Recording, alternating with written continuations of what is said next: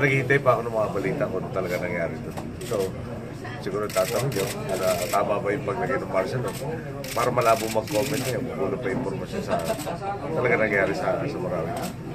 But sir, di ba there was a time when you also considered declaring martial law? I think that was in Sulu. But what kept you from actually declaring martial law? Kausap natin yung security sector at tinanong natin yung makakatulong sa kanila at that point in time. Sagot nila parang marginal lang kung makakatulong ba. In Sulu, specifically at that point in time.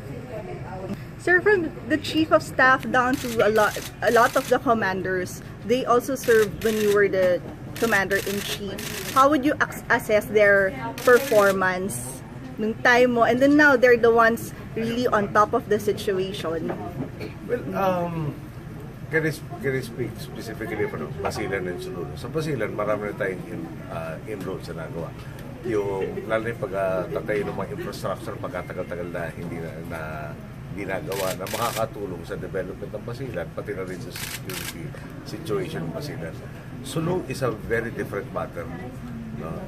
Masyadong, ano ba natin sabihin, embedded na talaga and decades long. No? Yung Abu Sayyaf in particular, yung relatives in place, yung baka may kulang ang support ng LGUs, which in Basilan na-reverse na, no? Talagang nakipagtulungan na yung community in addressing the situation. So, sa Sulu in particular, parang kung isipin natin, kung sino man ang papasok na hindi taga doon, parang yung taga doon kontra sa lahat ng taga-labas or taga-hindi doon. So, ganun kabigat yung problema nga na dekada na nangyayari sa Sulu. So, sa performance, babalik tayo dito, no? Hindi naman tayo privy for the last almost a year, no? Of the current information.